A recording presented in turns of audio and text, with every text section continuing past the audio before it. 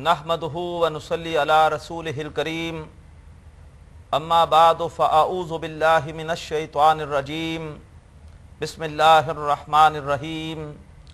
मोहतरम नाज़रीन, अस्सलामु अलैकुम व रहमतुल्लाहि व बरकातुहू। अल्लाह तबारक व तआला के फ़ज़्ल व करम से अरबी ग्रामर बराए कुरान फ़हमी के इस प्रोग्राम में हम सूरतुल हदीद के 2 रुकुओं यानी 19 आयात का तर्जुमा मुकम्मल कर चुके हैं। आपका ज़ौक़ व शौक़, आपके मौसूल होने वाले ख़त, आपकी मौसूल होने वाली ईमेल्स और सवालात के जवाबात हमारे लिए बहुत ही हौसला अफ़ज़ा हैं।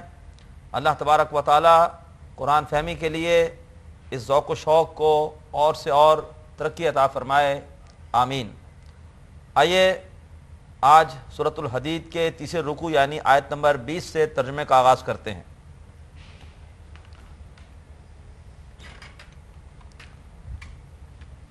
फरमाया,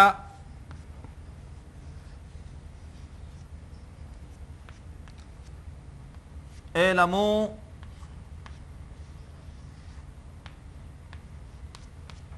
अन्नमल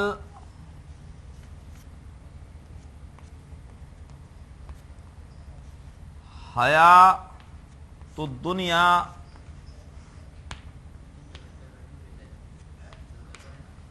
एलमू अन्नमल हयातुद्दुनिया लइबुन वलहवुन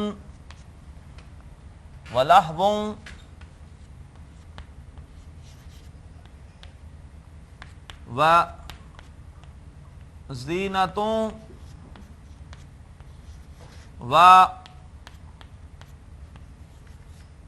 तफ़ाख़ुरुम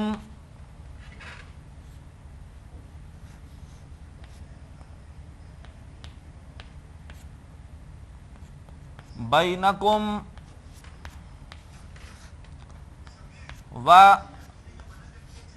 व तकासुरुन फिल अमवाली वल औलाद। एलमू ये अम्र का सीगा इससे पहले आ चुका है, इससे पहले भी एलमू अन्नल्लाह युहिल अर्ज़ा बाद मौतिहा आयत नंबर 17 में मादा है ऐन लाम और मीम, बाब समिया से अम्र का जमा मुज़क्कर हाजिर का सीगा है। एलमू जान लो, अन्नमा इन्नमा या अन्नमा ये कलमा हसर है और इससे किसी भी मफ़हूम के अंदर एक ताकीद पैदा हो जाती है।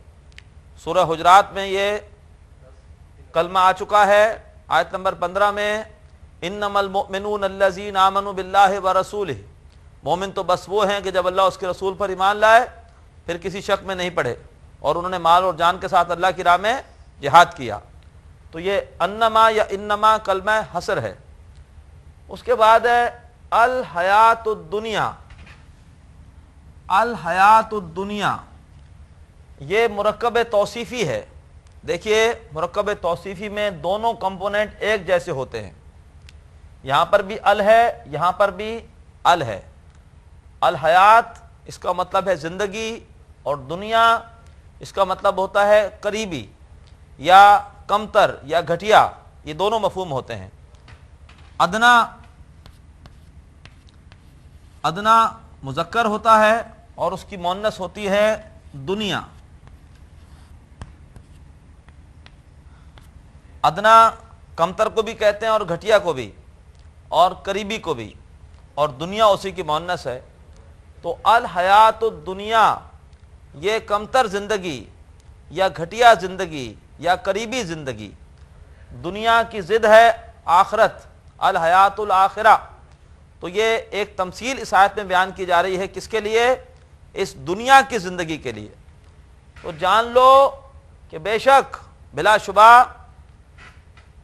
अल हयातुद दुनिया, दुनिया की ज़िंदगी, یہ مبتدا ہے. اب اس کی خبر کیا ہے؟ نمبر 1 لعبن. لعبن کہتے ہیں کھیل کو، دنیا کی زندگی کھیل ہے. ولہون، لہون کہتے ہیں کسی بھی ایسی چیز کو کہ جس میں آدمی کھو جائے، جو چیز آدمی کو غافل کر دے. لہون کا ترجمہ کیا جاتا ہے تماشا، اور تماشا ہے.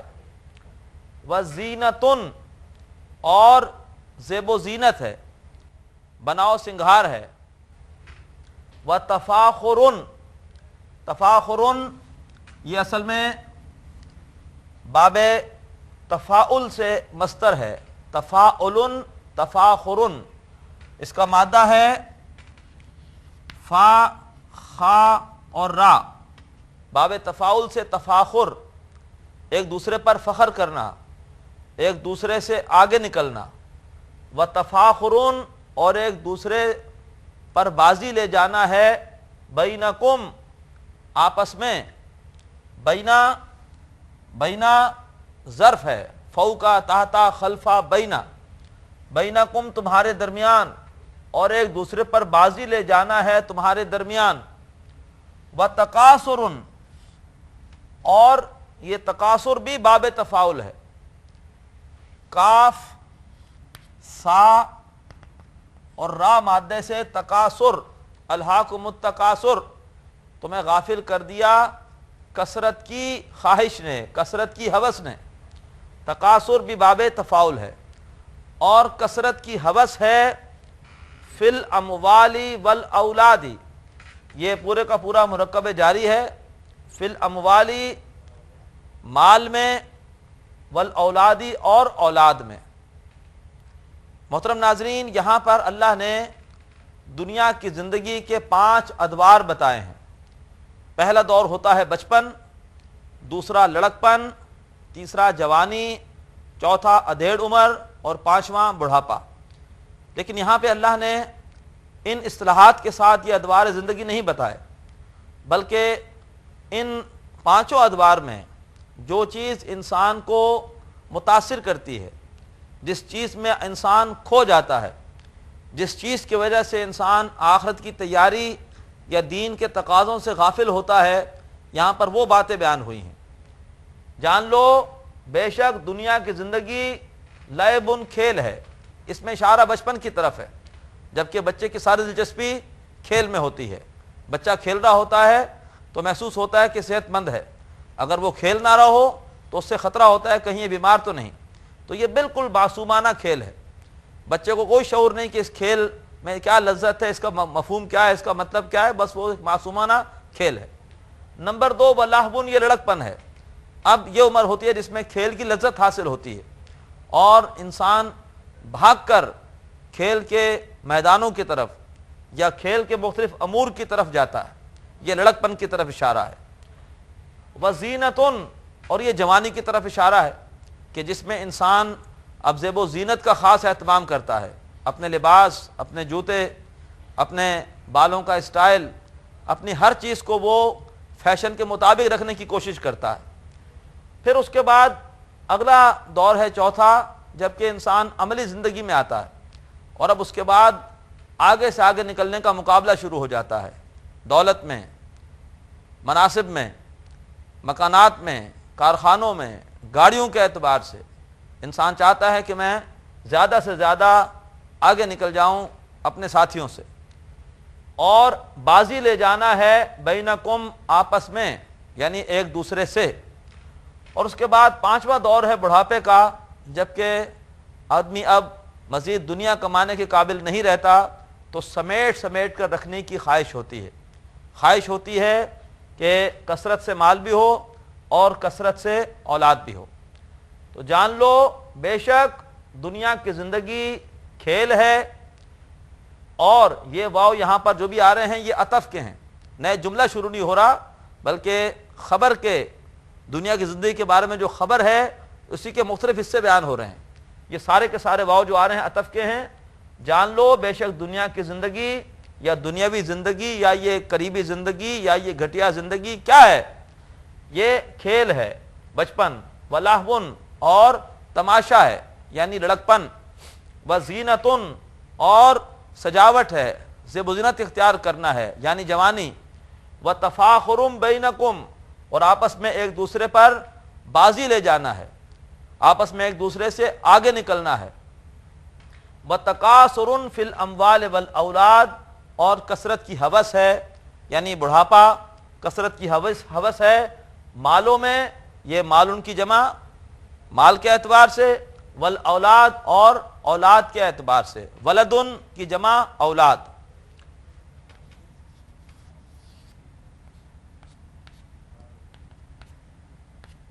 کمثل غیث،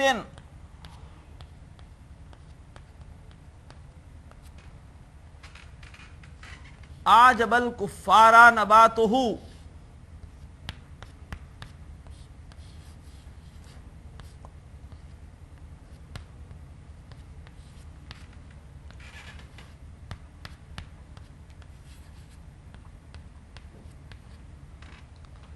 کمثل غیث، کاف حرف جار اور مثل کا مطلب مثال، کمثل غیث، مثل غیث مرکب اضافی ہے، غیث کہتے ہیں بارش کو، بارش کی مثال کی مانند، مثل غیث مرکب اضافی اور کمثل غیث پورے کا پورا مرکب جاری، اس کاف کی وجہ سے یہ مثل حالت جرم ہے، یہ مضاف ہے اور یہ مضاف الیہ، کمثل غیث بارش کی مثال کی طرح، اعجب الکفار نباتہ، اعجبا آپ غور کریں گے تو باب افعال میں ماضی کا پہلا صیغہ ہے، مادہ ہے عین جیم اور با، اور باب افعال میں اس کے معنی ہوتے ہیں متاثر کرنا، اعجب الکفارا متاثر کرتا ہے کسان کو، کفارا یہ کفار عربی میں کافر کی جمع بھی ہوتی ہے، لیکن یہ کفار یہ واحد کے طور پہ استعمال ہوتا ہے کسان کے لیے، کفر کے ایک معنی ہوتے ہیں چھپانا، کسان چونکہ بیج کو زمین میں چھپاتا ہے اس لیے قرآن میں کسان کے لیے یہ لفظ کفار بھی استعمال ہوا ہے، متاثر کرتا ہے کسان کو نباتہ، نباتہ کا مطلب بڑھنا، نباتن نبتا ینبتو باب ضربہ سے مادہ ہوتا ہے نون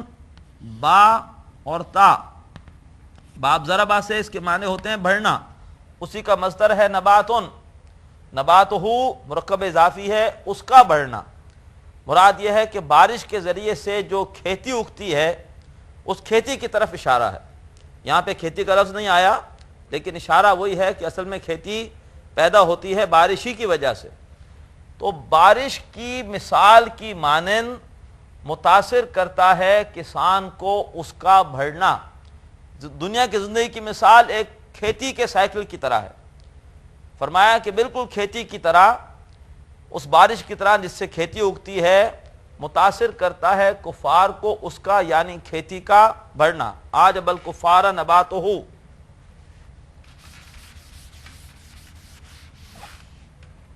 پھر فرمایا ثم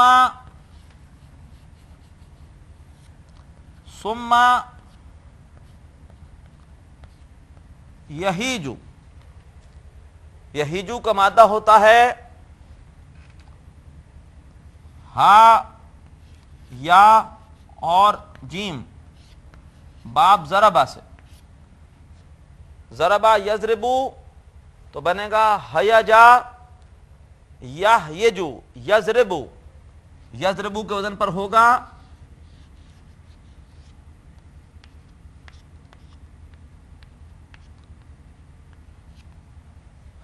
یہ اجوف یائی ہے، اور اجوف یائی میں حرف علت کی حرکت پیچھے حرف صحیح ساکن کو منتقل ہوتی ہے، تو یا کی زیر پیچھے چلی جائے گی اور یہ ہو جائے گا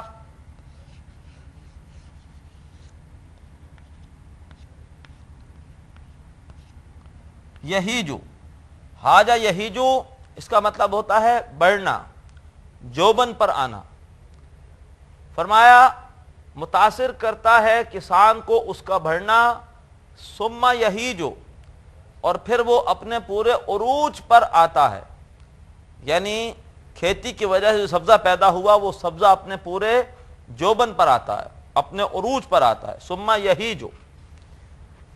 اس کے بعد الفاظ ہیں فتراہ مصفرا.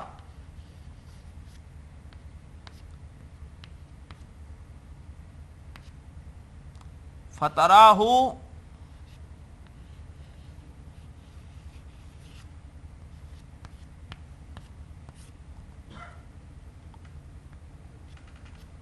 فتراہ مصفرا.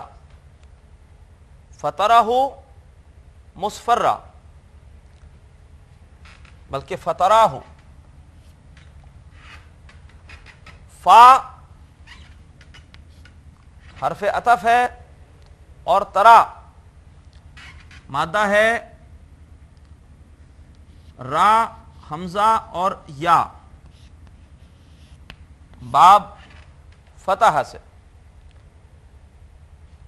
یہ مضارع کا صیغہ ہے اور مضارع کا بھی صیغہ ہے یہ جمع واحد مذکر حاضر کا.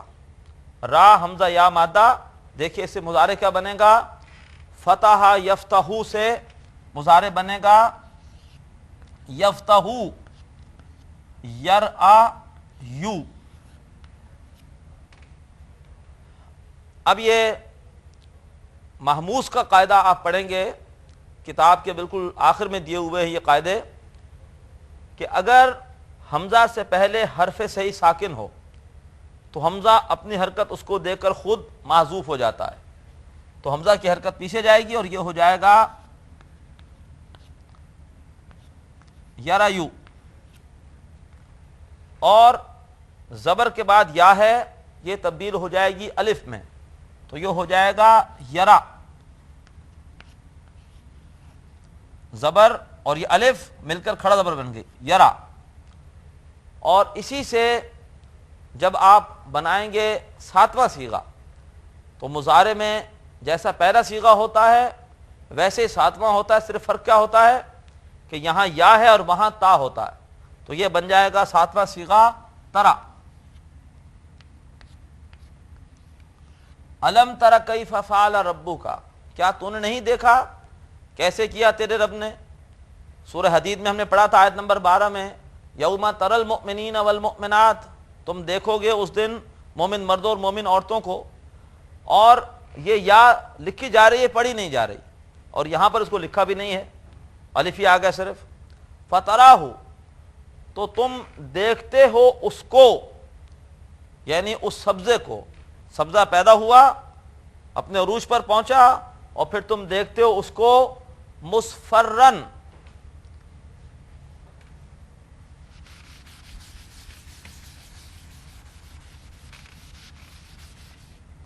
مصفرن کے معنی ہوتے ہیں زرد. مصفرن تم اس کو دیکھتے ہو زرد.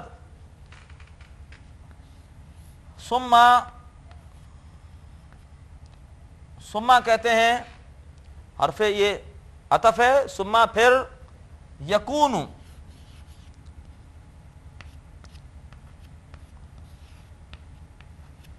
یکون اس سے پہلے آیا تھا یکون ولا یکون کالذین اوتوا الکتاب من قبل آیت نمبر 16 میں. وہ تیسرا صیغہ تھا مضارع کا اور یہ پہلا ہی صیغہ ہے. کاف واو نون مادہ باب نصرہ سے مضارع کا پہلا صیغہ یکون. پھر وہ ہو جاتا ہے حطامہ. حطامن کہتے ہیں چورا چورا.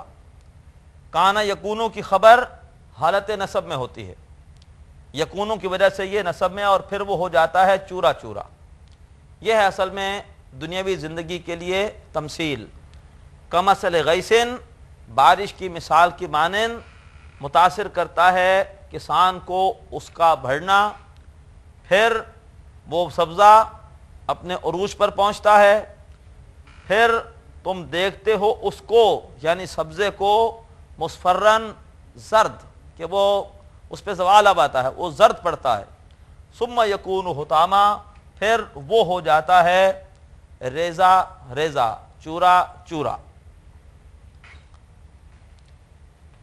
محترم ناظرین، سورۃ الحدید کی آیت نمبر 20 طویل آیت ہے، ہم اکثر حصے کا ترجمہ کر چکے ہیں۔ انشاءاللہ اگلی مرتبہ ہم اس آیت کو اگلی کلاس میں مکمل کریں گے۔ اللہ تبارک و تعالیٰ نے اس آیت میں جو زندگی کی تمثیل دی ہے وہ ایک کھیتی سے دی ہے۔ جس طرح کھیتی ہے وہ پیدا ہوتی ہے، اپنے عروج پر پہنچتی ہے اور پھر زوال سے دوچار ہوتی ہے، اسی طرح ہماری زندگی بھی ہے کہ ہم پیدا ہوتے ہیں، جوانی پر پہنچتے ہیں، پھر زوال آتا ہے، بڑھاپا آتا ہے، اور ہم بھی جس طرح کھیتی چورا چورا ہو کے زمین میں مل جاتی ہے، ہم بھی بالآخر زمین میں دفن کر دیے جاتے ہیں۔ اللہ تبارک و تعالی ہمیں اس دنیا کی زندگی کو مسافروں کی طرح بسر کرنے کی توفیق عطا فرمائے اور آخرت کی تیاری کی توفیق عطا فرمائے۔ اجازت دیجیے، وآخر دعوانا ان الحمد للہ رب العالمین۔ ناظرین، ابھی آپ نے پروگرام عربی گرامر برائے قرآن فہمی کا لیکچر نمبر 50 ملاحظہ فرمایا۔ اب آپ کے سامنے اس لیکچر سے متعلق سوالات پیش کیے جا رہے ہیں۔ ان سوالات کے صحیح جواب دینے والے ناظرین کو کیو ٹی وی کی جانب سے کورس کے اختتام پر سرٹیفکیٹس دیے جائیں گے۔ سوالات یہ ہیں۔ پہلا سوال، الحیات الدنیا ڈیش ہے؟ اے مرکب اضافی، بی مرکب توصیفی، سی مرکب جاری۔ دوسرا سوال، تفاخرن باب ڈیش کا مصدر ہے؟ اے تفعیل، بی افعال، سی تفاعل۔ تیسرا سوال، یہیجو کا مادہ ہے ہا یا جیم اور یہ ڈیش ہے؟ اے مثال یائی، بی ناقص یائی، سی اجوف یائی۔ چوتھا سوال، حتامن حالت نصب میں ہے ڈیش کی وجہ سے؟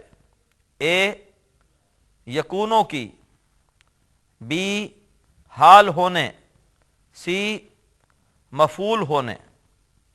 محترم ناظرین، سوالات دوبارہ سماعت فرمائیے۔ پہلا سوال، الحیات الدنیا ڈیش ہے؟ اے مرکب اضافی، بی مرکب توصیفی، سی مرکب جاری۔ دوسرا سوال، تفاخرن باب ڈیش کا مصدر ہے؟ اے تفعیل، بی افعال، سی تفاعل۔ تیسرا سوال، یہیجو کا مادہ ہے ہا یا جیم اور یہ ڈیش ہے؟ اے مثال یائی، بی ناقص یائی، سی اجوف یائی۔ چوتھا سوال، حتامن حالت نصب میں ہے ڈیش کی وجہ سے؟ اے یکونوں کی، بی حال ہونے، سی مفعول ہونے۔